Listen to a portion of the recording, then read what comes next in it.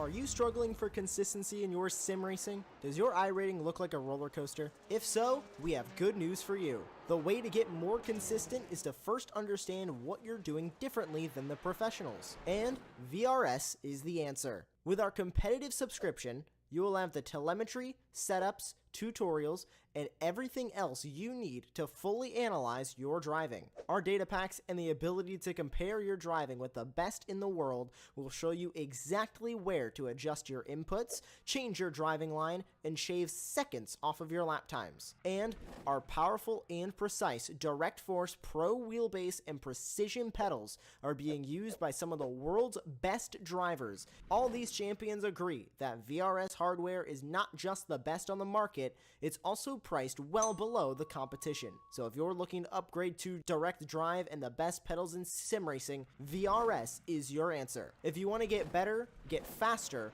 and make it happen sooner rather than later, you owe it to yourself to find out why so many people are switching to VRS. You'll be so glad that you did. Visit www.virtualracingschool.com and learn why the best use VRS.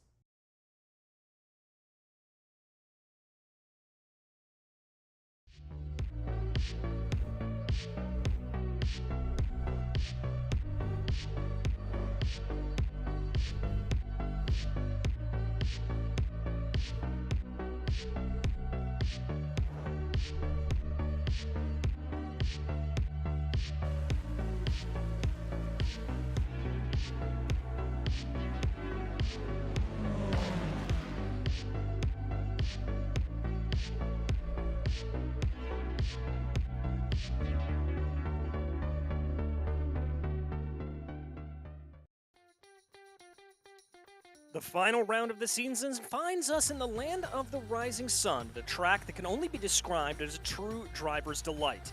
A unique figure-of-8 layout that has a bit of everything, this Suzuka circuit may be a little bit difficult to overtake on in modern machinery, but it more than makes up for it in tight, twisting, and incredibly technical layout that will be sure to test drivers to the utmost.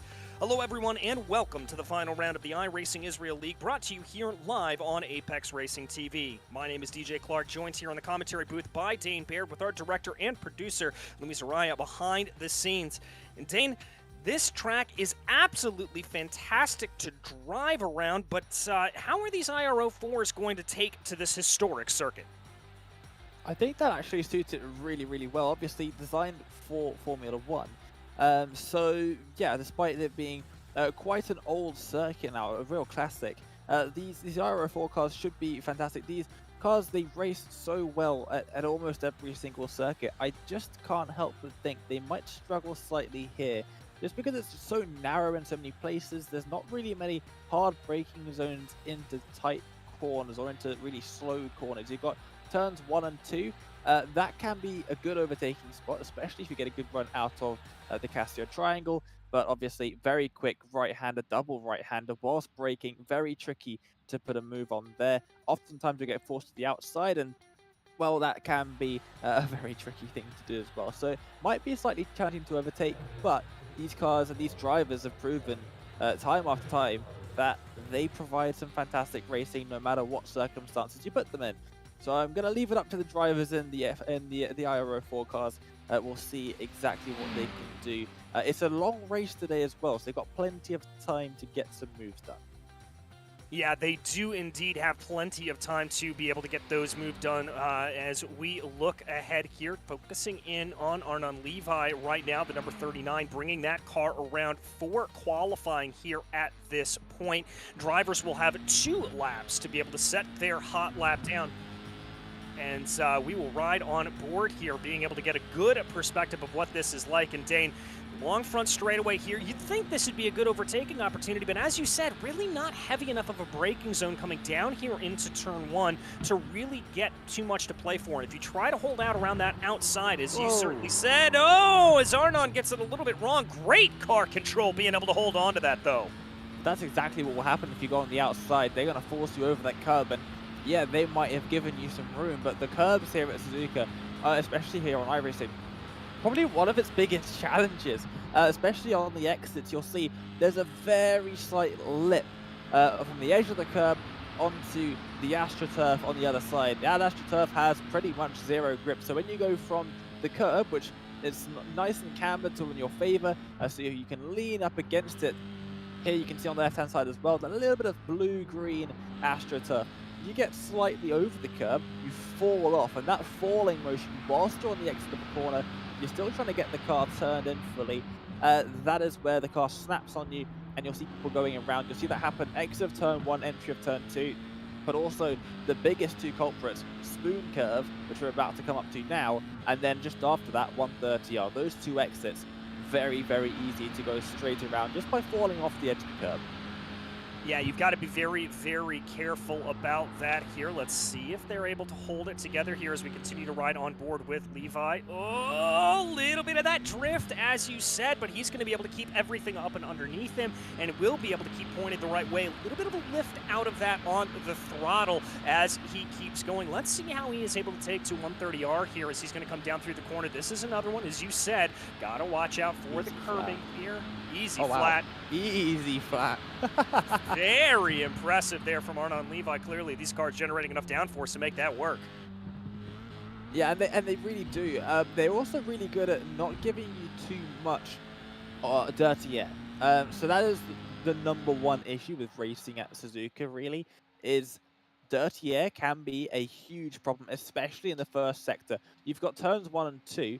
That they're not too bad, but then you've got the S's, 1, 2, 3, 4, 5, 6, 7 S's really before you reach the next long section of circuit where you're not going through quick corners. So you'll see here as John Chico puts himself on the top of the timing tower through here.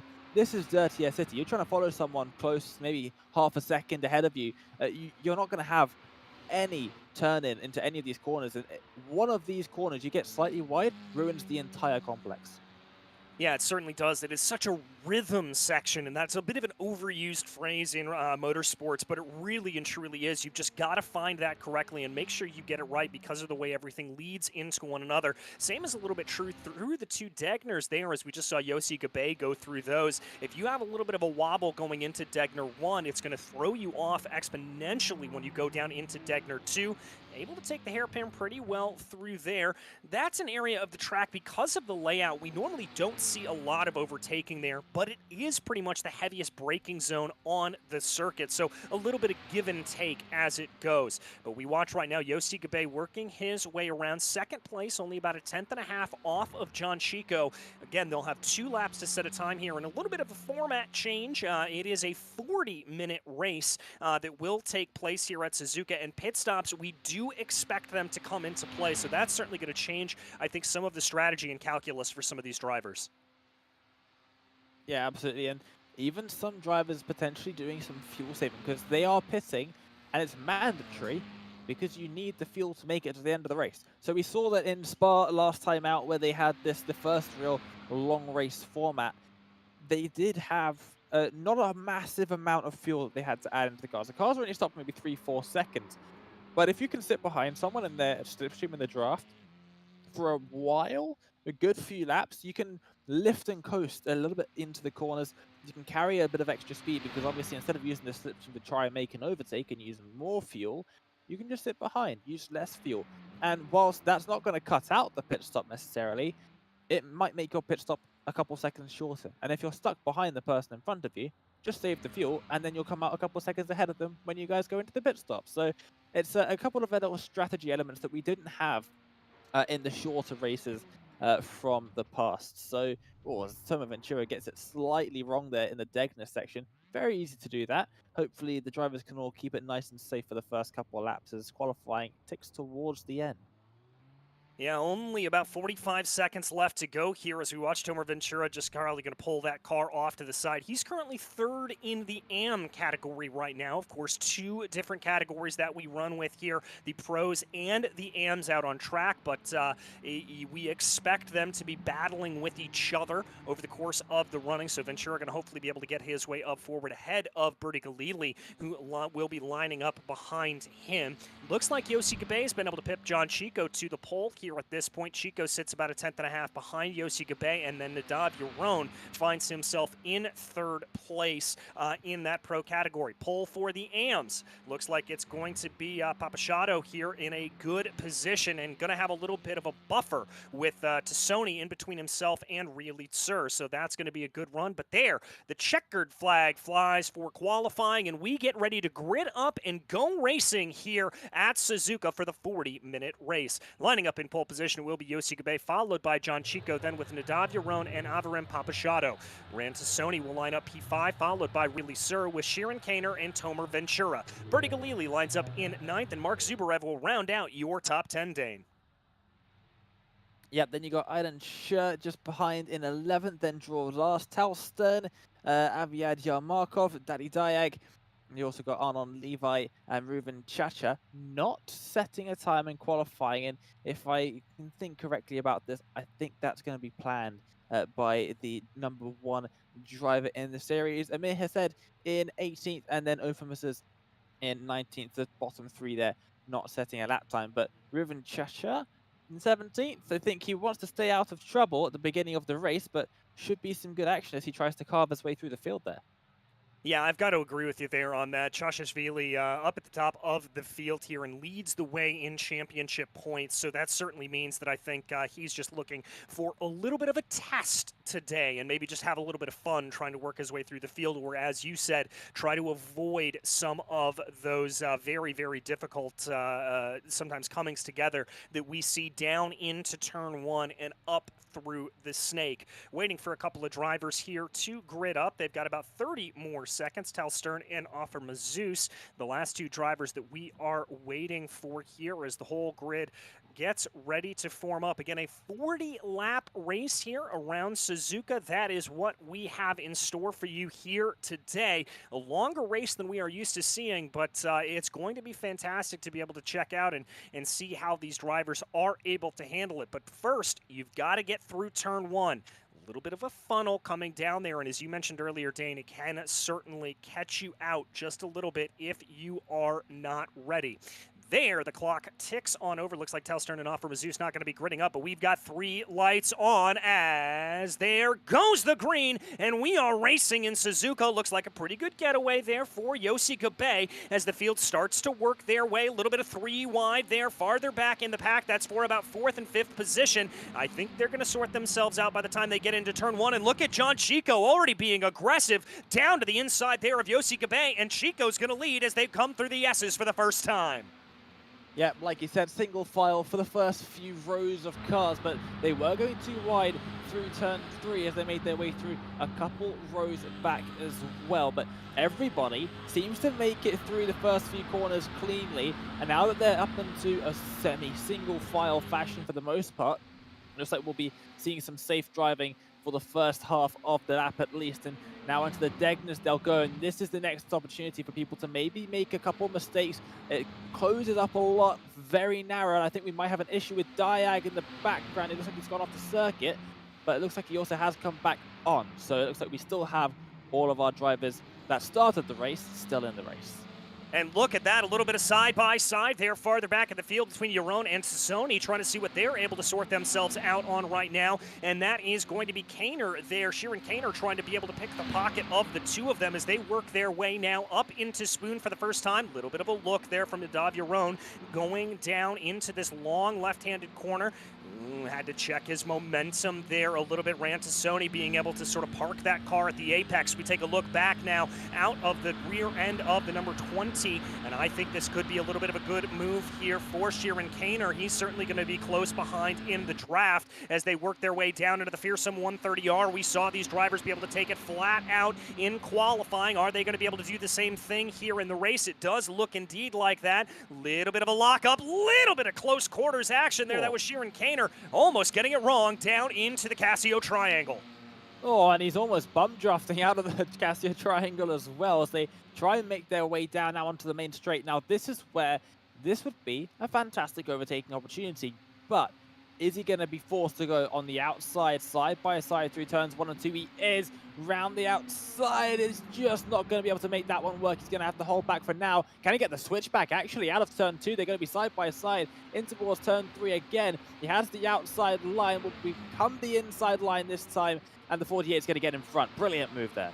That was a gorgeous move out of the number 48, using that switchback to the absolute perfection there to be able to get his way above Nadav Yaron. Now he will set his eyes up ahead on Rantasoni to see if he's able to close in on the back of the number 20 as they work their way now through the Degners for the second time, waiting to see how everything will play itself out. The gap right now is starting to form up a little bit there. We focus farther back in the field. This is Bertie Galili in the number 420, leading Tomer Ventura. Ventura going to have a little bit of a look to what will be the outside of the hairpin, trying to see if he can send that number 13 in deep. Thought about the crossover, looked like that's not going to work, and he's going to just try to get on the blound pedal, carry a little bit more momentum is Ventura, but I don't think he's going to be able to get the move done here unless he's very aggressive coming up into Spoon. Yep, Spoon, not your average regular overtaking opportunity, but he's going to look for the inside line anyway, and that's going to put him a bit wide. He's got over the curb, all in front of him gets into the curb. They're going to make contact as well. Nowhere for Ventura to go. The car spins off to the inside, slides back up the circuit into the outside. I'm speaking in oval terms here, but yeah, 420. I think they're quite lucky there. I don't think too much damage was caused by that. I think they were both carrying the same sort of speed the whole way through, DJ, and I think they've got away with it there. Yeah, looking at that number 420 of Galili, it doesn't look like any damage to that car, nor does it for Ventura. Let's go back and take a look at the replay here, Dane. You saw that look to the inside there for the number 13. I think that potentially just pushed Galili to make a mistake and rode on the curb a little bit too hard. It's exactly what we were talking about in qualifying, is he just dropped off the edge of the curb and around the car went. I said it can happen at the exit of Spoon. It doesn't look like 130R is an issue in these cars because they don't get close to that curb, but definitely through Spoon, looks like it might be a bit of an issue. And now they're still battling up here for that third spot overall. Yeah, that's Sheeran Kaner trying to send a little bit of a move that we saw a little bit earlier on Nadav Yaron right now. That didn't play out for Kaner. He's going to have to back it up and try again here at a different point in time. Going to just keep behind here. Looks like he's able to manage that aero wash that we talked about relatively well, although does lose just a little bit, call it about a 1/10 of a second coming up through the S's. And all things considered, that's not too bad for losing out an aero wash. Oh, around he goes. Oh! Too much inside curve for Degnan 1, and honestly, all 360 kept on going. So that is very, very, but unfortunately, Kaner is going to lose out on that 4th spot overall. And again, just getting shuffled back here, a little bit further back in the back. He's about to see them coming out of the hairpin now. This could be interesting, though. There's not too much separating them. No, not too much separating him here at this point, and almost nothing separating Sheeran Kaner from Reuven Chacha. Where did he come from? Chacha moving his way up through the field. Remember, he started farther down. Whoo, that got close. They're 3 wide in the background heading into Spoon.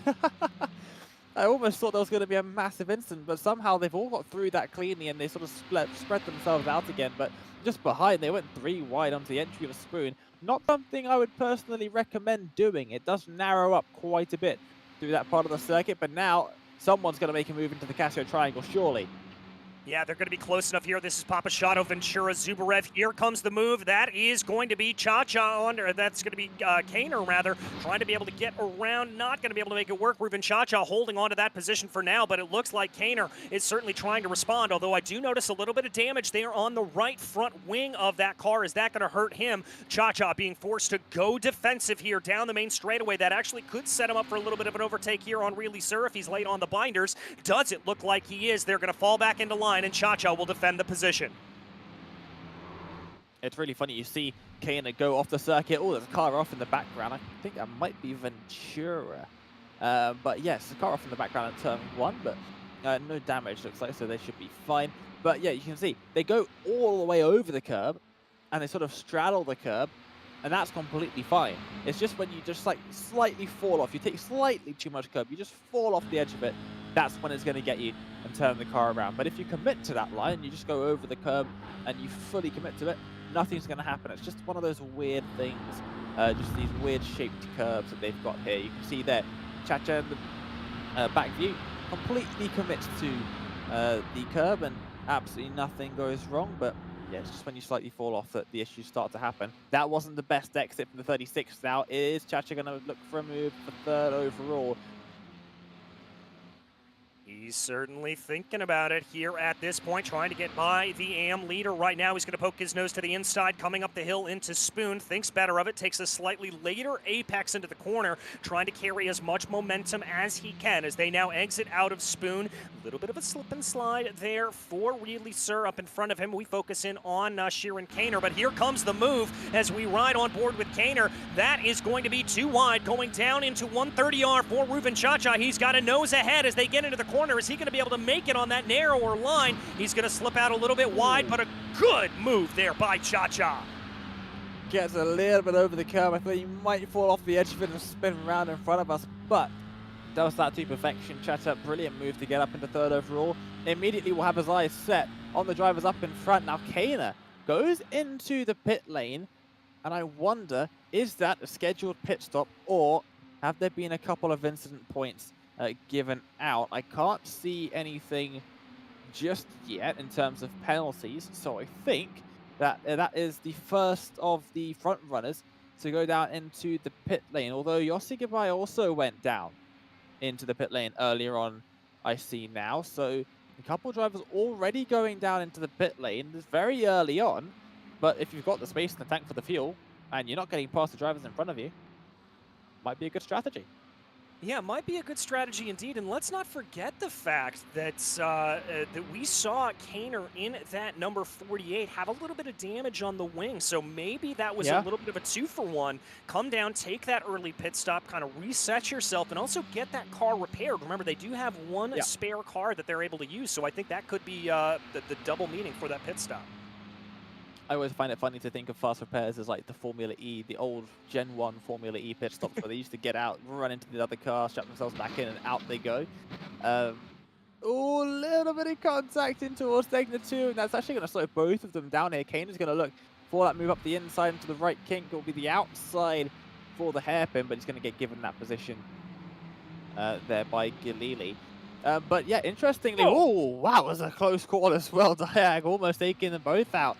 With a bit of a spin there. It keeps it out the wall, so should be fine. But yeah, something interesting to note is the amount of time that drivers spend stationary inside the pit lane. So the pit lane is going to take around about 29 seconds, 27 seconds to go through from start to finish. But Kaner was stopped for 2.5 seconds exactly. Yossi Gabai was stopped for 5. So is that too much fuel for Gabai, or was that not enough fuel for Kaner? It's a little bit of cat and mouse with the fuel numbers here. We'll wait and see what some other drivers do. But Chico out in front, setting down some good times, immediately beaten by 0.4 of a second by Chacha, who sets it purple. Yeah, and remember, Ruben Chacha starting from the back of the field here, up 14 on the day, and that purple time is going to help him to close down a little bit on Ransoni. But right now, John Chico setting the pace at the front of the field. He's got about a 3-second gap. We've got another taker down into pit lane. That is Bertie Galili there in the number 420. So it certainly does look like that pit stop window is open with about a quarter of this race done. But John Chico being able to, frankly, take advantage of what you and I were talking about a little bit before on this broadcast, and that is just hot lap this Suzuka circuit. You know, it can be a little bit difficult to overtake and all of that, but to just go out and run here is a real driver's delight, as I said in the intro. When you get this thing right, it is a great feeling.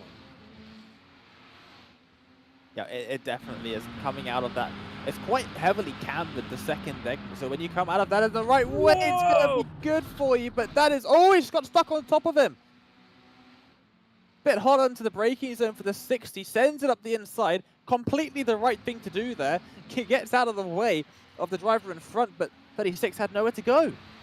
No, certainly didn't. As we watch here, Papasciotto comes down to the inside, thinks about the move, locks up the brake, and just a pop over the wing there. A very, very unfortunate coming together between himself and the number 36. My goodness gracious, really, sir. I think coming off a little bit worse for the wear on that as I noticed some damage on the right front wing on Sir. At least I thought I did. So that could be a little bit of a problem, but now this is setting up a big battle. iRacing trying to get involved in this. He's going to pull up behind in the draft. Papashato losing positions as they run. That's also going to allow for the number 13 to come on by. Whoa! Way off to the outside goes Tomer Ventura. I think saw a bit of a catastrophe happening in front of him and thought, nope, I'm out of here.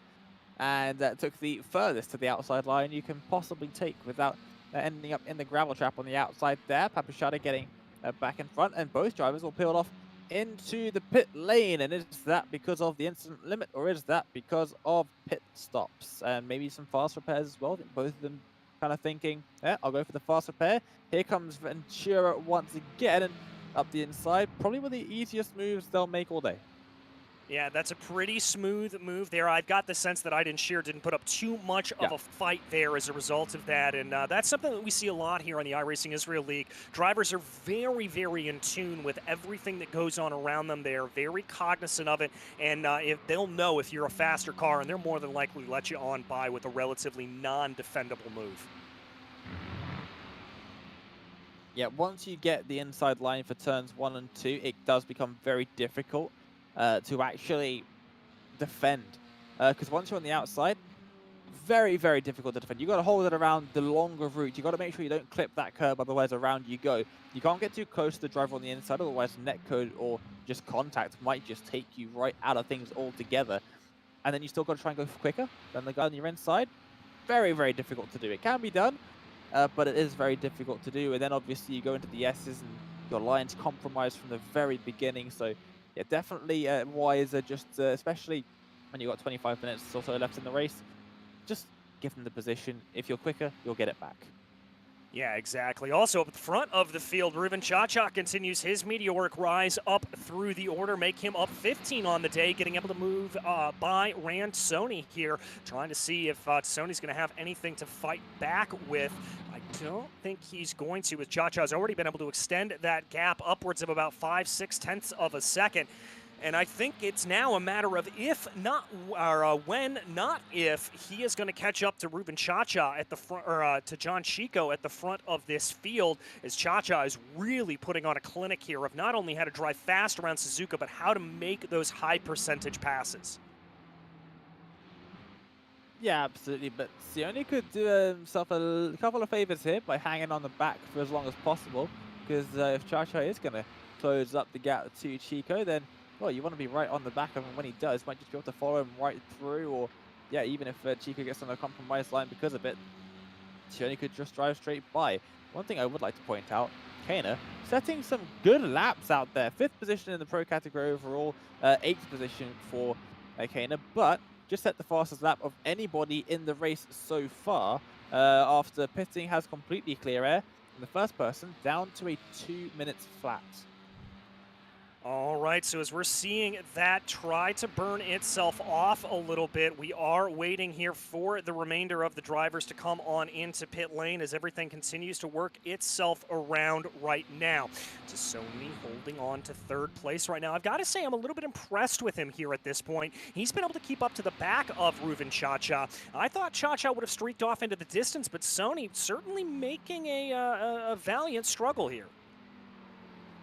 Oh yeah, for sure. Just positioning his car in the right places to be able to catch onto the back of the slipstream and just gain on the straightaways. You can see there on the timing tower, down to 2.5 tenths per second, and the entire time they're going down these straights, gaining. Whereas Chacha actually not gaining that much on the straights to Chico. He's not gaining a whole lot of time at all, in fact. Chico doing a good job of maintaining that gap as well. I thought for a second he was going to look to the inside in the chicane, but you can see where most of the time comes from for Chacha. He's just gained a good 2-3 tenths there in the corner alone, just a little bit deeper on the brakes, carrying a couple more kilometers an hour through the corners.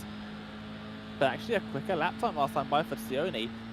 Gaining in the slipstream, could look for a move into turn 2. He's going to go for the move of turn 2, almost went for the move into turn 2. He looked for it for a second, but not quite there in the end.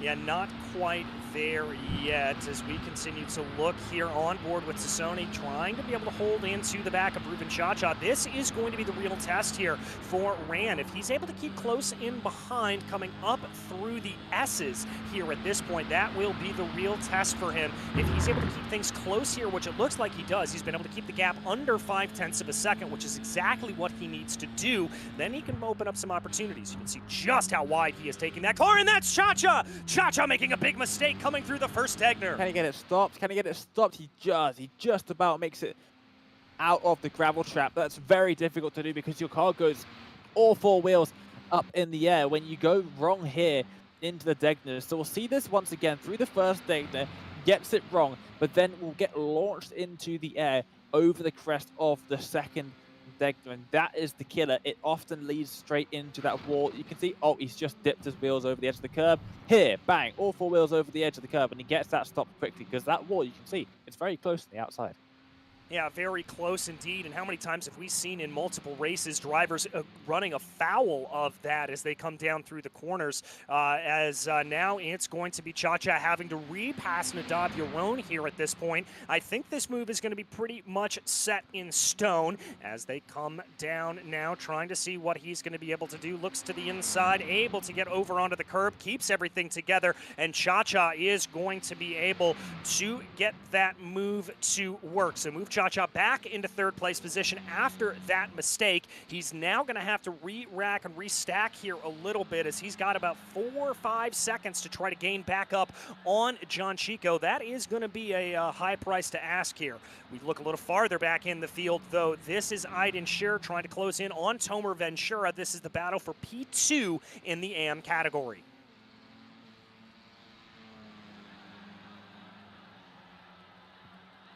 Plenty of cars cutting all the way to the far right of the circuit there. I'm not entirely sure what that's for, because you often see that in qualifying, where drivers will, on the end of their lap, cut right to the inside, and they do that very simple reason, just to cut the distance. They drive less to get to the end of the lap, and obviously the shorter the distance, the quicker it's going to be, the less time it will take to get from A to B. So, I'm not too sure why they're doing that in the race. There's not too much of an advantage doing that, but yeah, I think maybe just following each other for slipstream and things like that. But yeah, definitely the field starts to spread out at about half the race distance, but then oftentimes we'll just see them close back up again together. Let's have a look a little bit further back in the field. It's going to be Diag, and it's got Galili just in front of him as well. These two had a couple of incidents each, but halfway through this race, still running, which is what we like to see.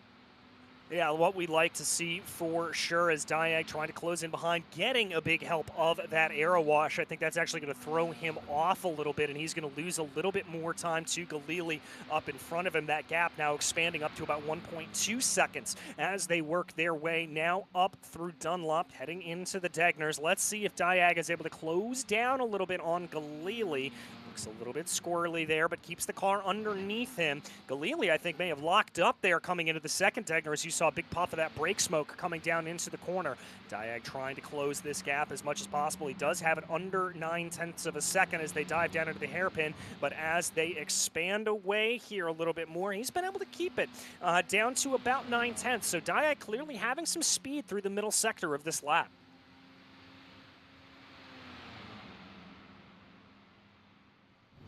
Into Spoon they go. Very tricky corner, and all he gets over the curb, but he got far enough over the curb that it didn't matter. However, someone else has got it a bit wrong there. I think that's Draw Last, was it? That's just off on the circuit in the background of the shot now. Not entirely sure where Last came from, but we may be able to find out. Very odd place for the car to be.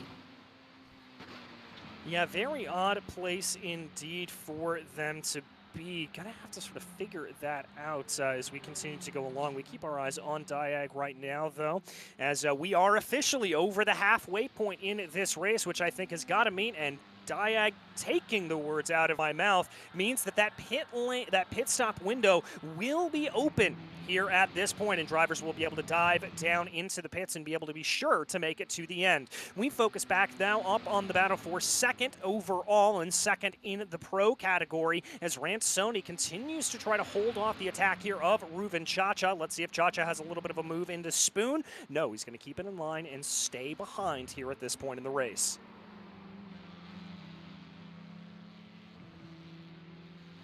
Oh, went side by side coming out of the corner, and Chacha just now peeking in those in front as they go towards 130R. These two side by side again in this race. He gets the move done long before anything in terms of turn-in for 130R. You can see how tight of a line that they're able to take through there. It's absolutely incredible.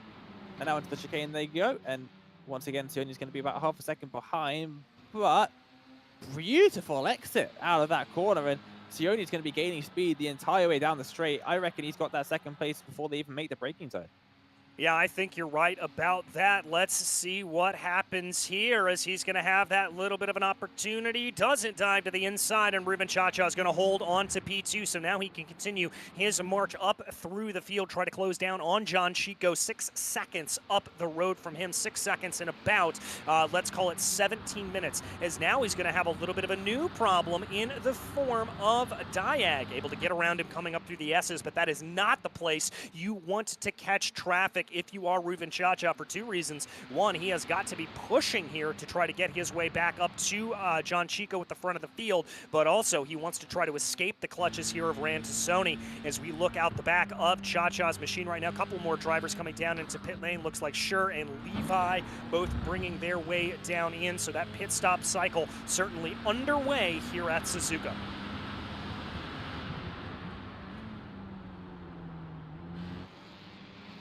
Yep, through the hairpin they will go, and Chico with the brilliant opportunity with these two going side by side a couple of times now to just pull off into the distance, and that's exactly what he has been doing. 6.2 seconds is that gap up in front, and really a dominant performance so far from the driver of the 04. Still yet to see pit stops from these drivers though, so we'll still have to wait and see exactly where they line up compared to some of the other drivers. Kane's not too far behind actually. Kane's not too far behind at all. No, he's really not. He's got an opportunity here to maybe try to see what he can do. Focusing in on the leader as of right now, though, John Chico up at the front of the field. Let's see if the 04 opts to come down into pit lane. Looks like he's going to stay out. We're going to keep our eyes back here on the closest battle on track as John Chico does indeed come down into pit lane, and it looks like here that Chacha and Sony are both coming in as well. So everybody diving into the pit lane, and Nadav Yaron as well. I think this may be the end of the pit stop window potentially. I think this may be the end of Chico's lead as Kana back into the pit lane. Interesting, maybe underfueled the car here at this point. Looks like the only driver that's really going to be able to stick it out is going to be Tomer Ventura. Oh, Chico's still on the pits. Oh, big problem there for John Chico. That was a long stop, 16 seconds. Now, that's too short for a penalty. I wonder if he maybe forgot to change tires, if that could be the problem. That's a good shout. That's a very good shout. It may well have been. Tires don't take too long in this iR-04 car, but let's try and see what happened in this pit stop. Is it just a fueling error? Perhaps he's forgotten to change how much fuel he's going to take into the car, but we'll see now when he stops at the end of the pit lane. Yeah, so there he's going to be coming to rest in the box. We can get that long shot here. Not really able to tell from this perspective if he jumped up onto the jacks or not. And hearing from our director behind the scenes, he is up onto the jacks. So I think that's the problem here, Dane. I think he took tires and nobody else did. And that is unfortunate for him. But it could work into his favor. He was very, very quick compared to some of the other drivers out there on the circuit. And fresh tires is always going to be helpful. Is it helpful enough to regain some of that lost time? We'll see. Fairly shortly, only 14 minutes or so left in this race. It's gonna be tricky. it's going to be tricky. But he may just have the tire that he needs to gain up a couple of those positions. Will he be able to catch all the way up to Reuven? Well, that remains to be seen. But my big shock for me is Kana. What happened? He's pitted twice. I think he must have just miscalculated the fuel, or maybe came in and added an extra stop there to get that damage fixed. And that could have been the issue as we jump back here. This is Tomer Ventura getting passed by John Chico, as it looks like the 13 of Ventura finally coming down into pit lane. As now Nadav Yaron, was the one that was battling there with him there. You can see the 0-4 of John Chico in the background. Now, crucially here, Chico has about, let's call it 4 seconds here or so, 4 or 5 seconds to try to gain in on Ruben Cha-Cha. That is the delta that he needs to try to beat. So let's see if he is able to get his way forward. Nadav Yaron, though, holding on to third place overall, and a little bit of an island to himself. He's got about 2.5 seconds back to John Chico, and has about 3 seconds up to Rand to Sony. So he's going to have to push here if he wants to hold on to the podium positions. Yeah, definitely a bit of a gap behind, but still plenty of time for that to close in. Sione is someone I've got my eye on now. Out of the draft from Cha-Cha, but still plenty of time to try and gain up a little bit of time. And if he can do so, we've seen already that he's able to make up some time in a pretty major way, getting past Diag once again. Obviously, did just before the pit window, lost a bunch of time. Diag goes back through and back past. They'll have to go once again now.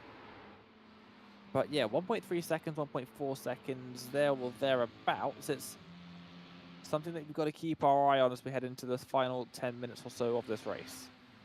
Yeah, we'll have to keep our eyes open here because I don't think any of this intrigue is quite done yet. Here is Sheeran Kaner coming up behind Marka Zubarev in that brightly colored machine. Two very brightly colored machines. The 0-3-0 trying to hold the line here, coming through Spoon. Sheeran Kaner trying to work his way up forward. He's going to get a great run there out of Spoon Curve. Going to be able to tuck behind in the draft here of the 0-3-0. Trying to see what he's able to do. He's going to poke his nose to the inside a little bit early on the straightaway, but I think he's got the outright speed to be able to make that work. They're going to be wheel to wheel, almost coming together before they get into 130R. Is the number 43 or 48 able to make that work? Yes, he is. Zubarev has a little bit of a half-hearted look going down into the Casio Triangle. That's not going to play, and that is going to be Sheeran Kaner up into P6. That will be P7 overall.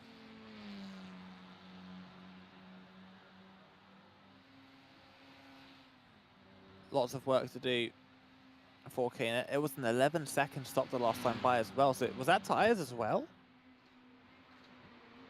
Might have been, or it could have maybe been some damage on the front nose of that car, and he needed to come on in, and maybe he already used his free repair to get everything done. We'll have to find out a little bit later on. Here's another battle that we have taking place right now. Reedley Sir trying to close in on Tomer Ventura.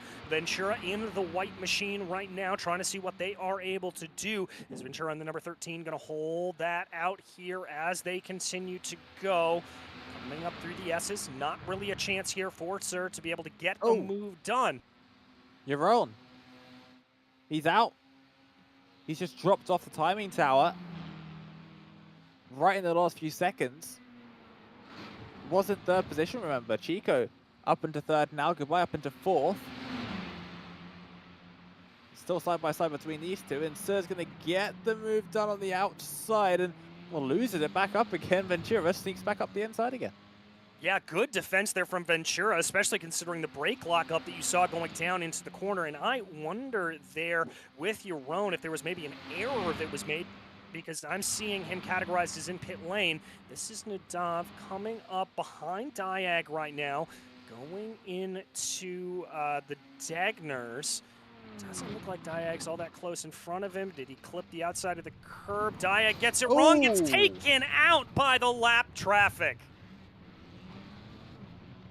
And I'm guessing that right rear tire, yeah, you can see already the front left is, it's not in a good shape, is it? It's all the way up in the air. That rear right tire is gone from the suspension, and that is an unfortunate way to end what was a very strong performance for the number 22.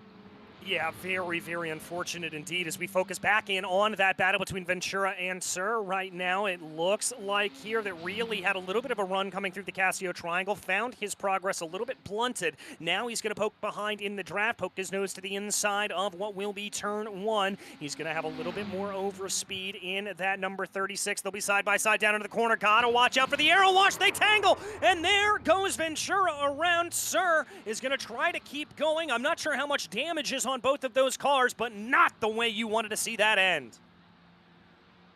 No, and I'm not too sure this one's over either, because Ventura's going to have a bit of a vendetta now. You know, he's going to have a reason to catch back up and get back in front. So, yeah, we have to watch this one. 8 minutes left of this race. Plenty of time for Ventura to try and catch back up again. 1.8 seconds left between the two of them after this. And this is exactly what happened towards turn number one, just around the outside. And, yeah, slight contact there as they made their way for the turn in towards turn two. I think Sir just didn't turn as much as Ventura expected. No, I don't think so, and I've got to give credit there to Tomer Ventura. He definitely tried to hold that line and pinch really Sir down a little bit as much as possible to sort of prevent that flow of momentum, but it just looked like there that Sir wasn't able to get the car woed down enough, understeered just enough to make contact into Tomer Ventura, and that's what really caused that incident there between the two. There is really on your screen right now, he has been able to build a gap of about 2 seconds over Tomer Ventura. Not sure what kind of damage is on either of those cars, and that could be a very big deciding factor here for them. As we take a look back on the number 13, I'm not seeing a whole lot of damage here, but there could be just maybe a little bit of suspension damage, maybe a little bit of steering problem there, and that could be slowing him down ever so slightly.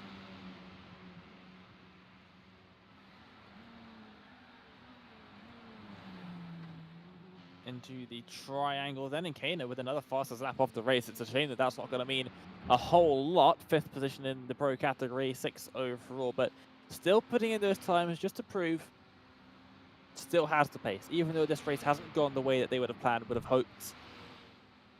Definitely still has the pace, and going into the next season, I mean, someone to watch out for sure. Yeah, I think so as well. And that's the other thing to keep in mind here is that we will have another season of the iRacing Israel League, and I think that a lot of these drivers are looking to sort of capitalize on the momentum, keep that run of good finishes running well for them here at this point. And that can be something to carry on over. You know as well as I do, if you get into a run of good races, of good solid results, that is just going to bleed over into race after race after race. It's a little bit of that rhythm, that momentum, much like driving here at Suzuka. If you get that kind of rhythm and momentum going from race to race, it'll only build for you going into the future.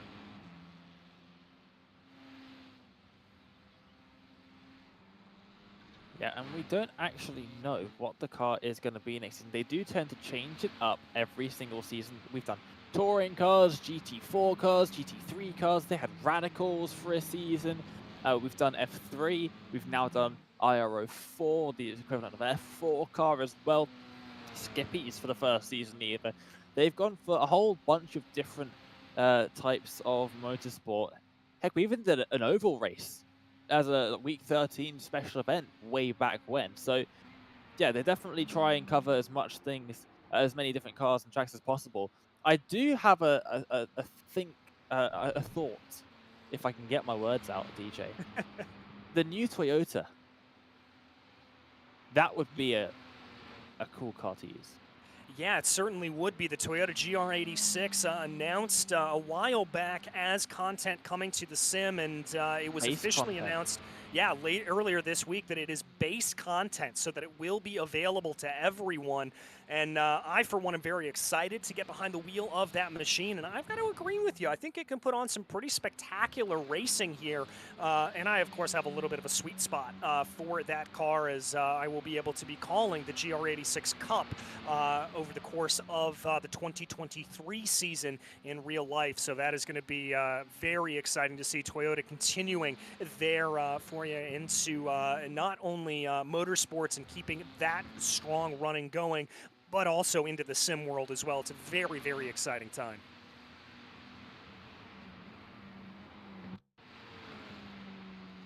As we check back here, Yossi Gabai able to get a move here, it looks like, on John Chico. I think Chico had a bit of a problem there. You can see spinning out up in front. That's not going to help those fresher tires, I can tell you that right now. Yep, definitely not. And that is the thing. When you go off, even if you can get back up and ahead of the person in front of you, your tires, absolutely gone. They are overheated, especially on, as I like to say, this sleepy tarmac. It looks like he's just caught the rear left tire on the curb, maybe. It's just throwing him around a bit on the apex of that left-hander. Yeah, I think that's what it was there for him, just certainly getting thrown around, and that's going to put him down in the order. Unfortunately, with only about 3 laps to go, and he now is able to get back around Yossi Gabe. Let's keep that in mind as we look coming into the Casio Triangle right now. He's been able to get back by around him, but I think we're going to be coming to 2 laps to go here, and I think Chico is going to be denied out of anything of getting any farther up than 3rd place.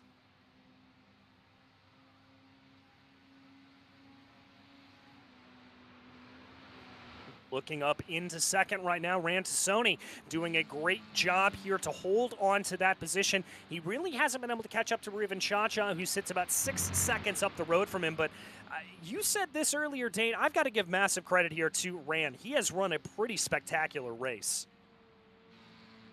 Yeah, absolutely. I mean, running right up near the front, doing everything right, it seems, at the moment. Just can't quite match the pace of Chacha now that he's lost the draft and is slowly dropping back. But still, if you look behind, 20 seconds, maybe 16 seconds between himself and John Chico behind. And he is extending that advantage that he has over 3rd place as well. He has been since the pit stop cycle, really. So, yeah, brilliant drive from the driver of that number 20 machine so far. And he's going to have another lap just to prove how good he has been over the course of today's race. Yeah, he certainly is. And there is John Chico, and you can get a really good sense of just how big of a gap that is here at this point, as Chico sits about 20 or so seconds, make that about 18 or so seconds behind Rantasoni as he works his way down through Spoon right now. Yossi Gabe keeping the pressure up behind him. I got to think if Chico makes another mistake, that Yossi Gabe is going to be ready and willing to pounce here and move himself on forward. We'll have to see if he is able to do just that. Chico taking a defensive line coming down into 130R, trying to break that draft a little bit, as crossing over the start-finish line to take the white flag. Ruben Chacha, for good measure, setting the fastest lap of the race.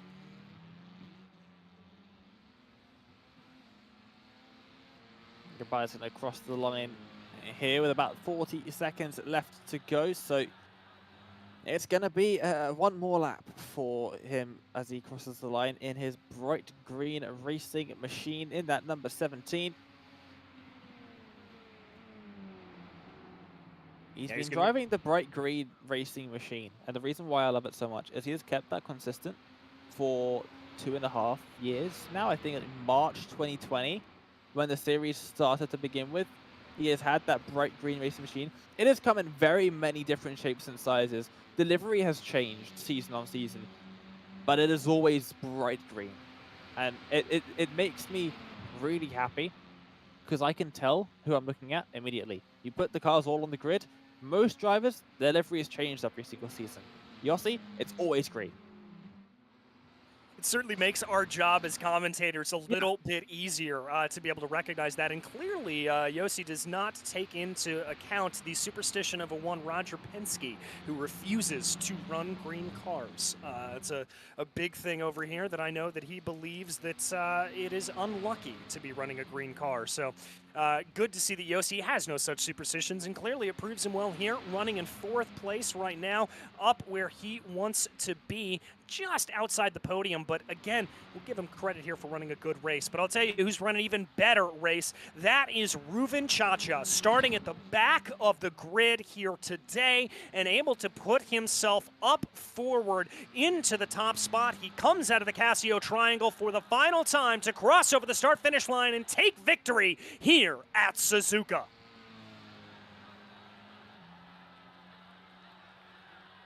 Oh. He's got all the way around there in the background, yeah.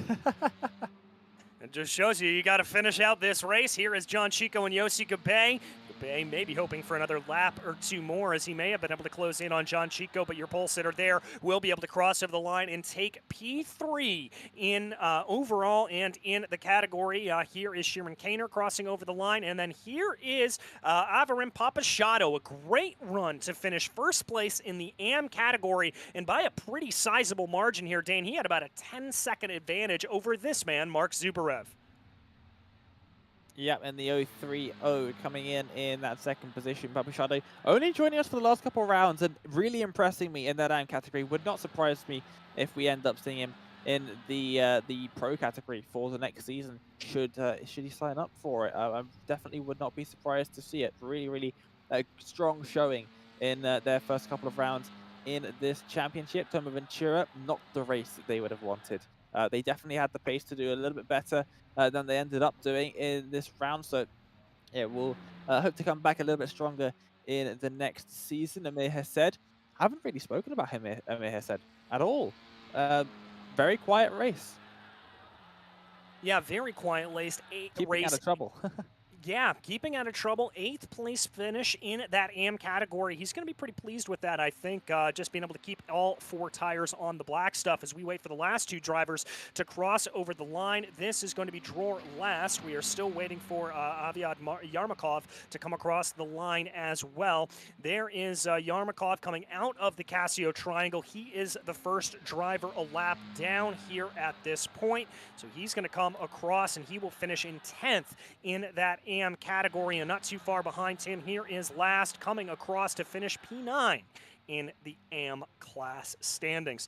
Let's go ahead and flash you up the final finishing order here. As we said, as it was your leader there, Reuven Chacha, working his way back up to the front of the field. Really, sir, in second place there. A good run there for him. John Chico, Yossi Gabe, and Sheeran Kaner rounding out your top 5 and your pro class categories. Then it was Avarim Papasciotto, Mark Zubarev, Really Sir, Bertie Galili, Aiden Shear, Tomer Ventura, Arnon Levi, Amir has said, and Dror last, the last driver to finish on the lead lap. Yarmakov was 1 lap down, and then we get into some of the drivers that had a rough day out there. Yaron, Diag, and Tal Stern rounding out your field. And it looks like here that we have been able to be joined by a few of our finishers. Let's first go to our second place finisher, Ran Tassoni.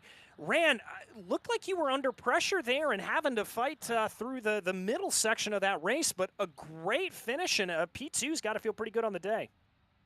Yeah, it feels great. I had a couple mistakes, so around mid-race, Chacha got away from me, and I couldn't stay on the slipstream because I did a couple mistakes, and I just decided to bring it home, bring it home safe, because I saw that John has like a 15-second gap behind me. So I decided to slow down to, take it safe and just bring it home. Well, you certainly brought it home well, and how did you fare on this this Suzuka circuit? I mean, Dane and I were talking about a little bit beforehand just how much it can be difficult to overtake and keep the car on the road. So focusing in and keeping that in, was that your main goal today?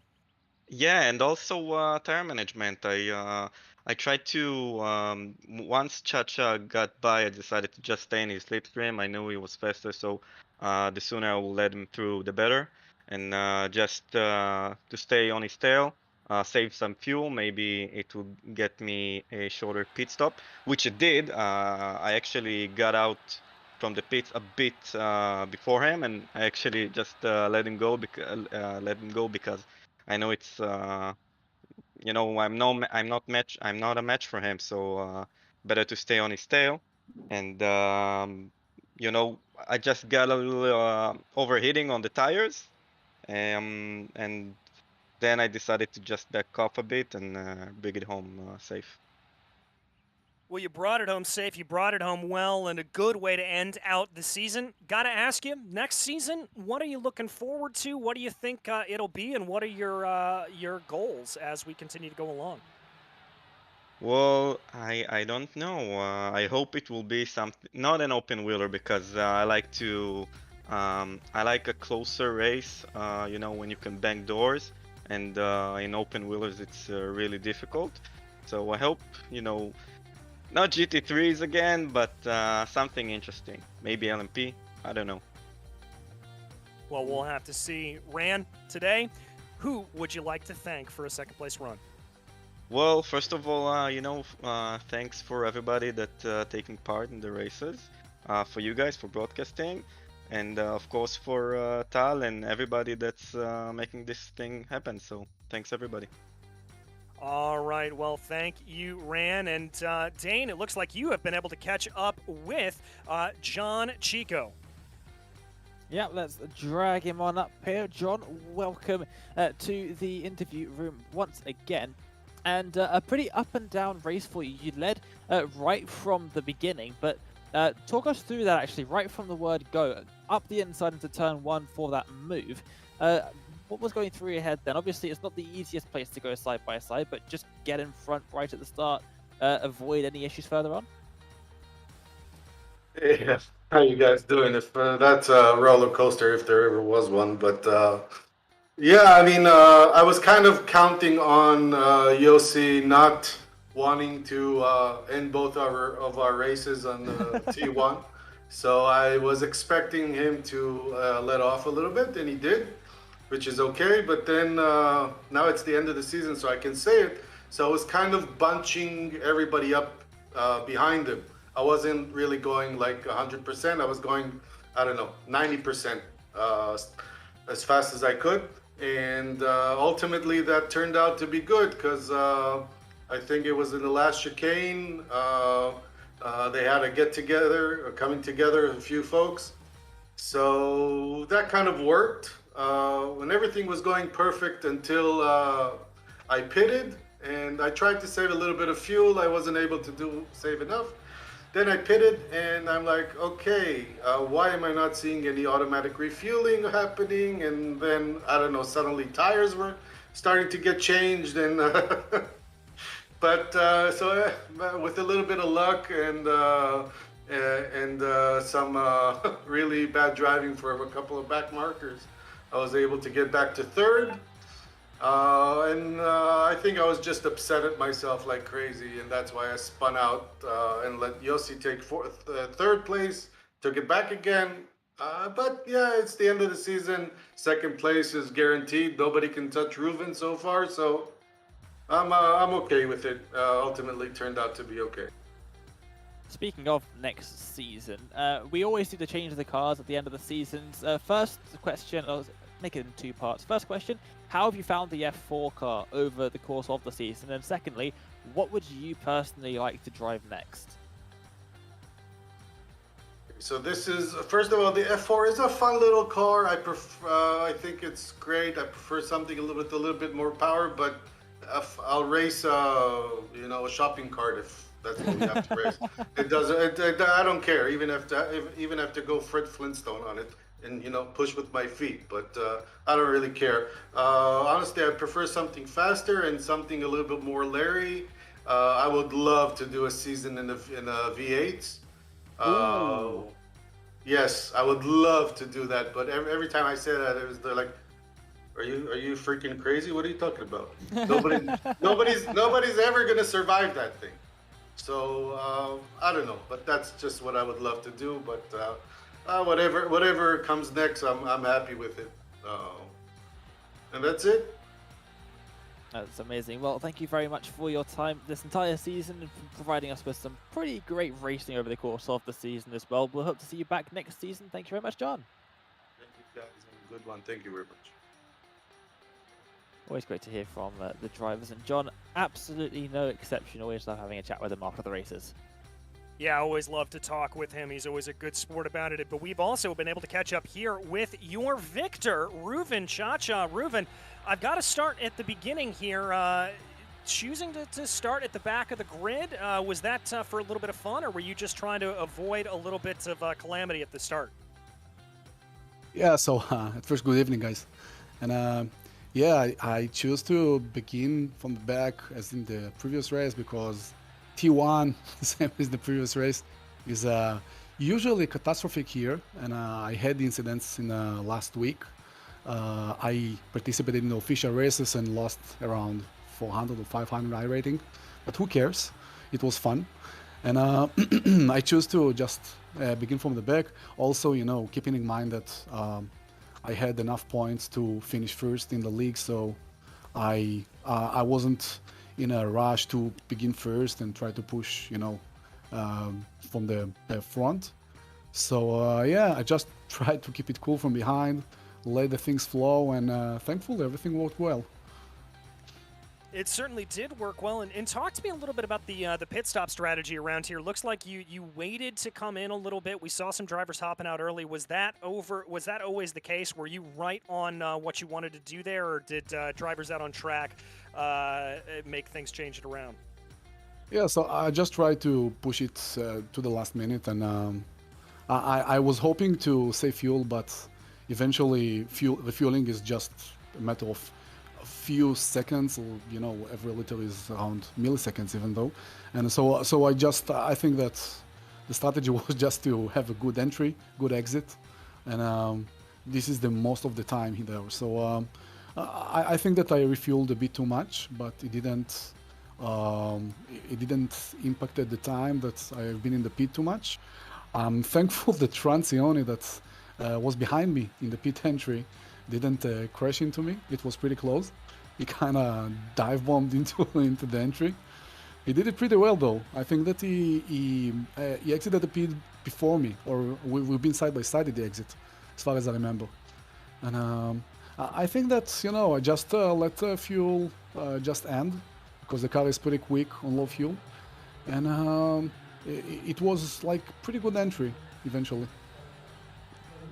Well, you certainly made it play out well, and I've got to ask you, looking forward to next season, what are you hoping comes up?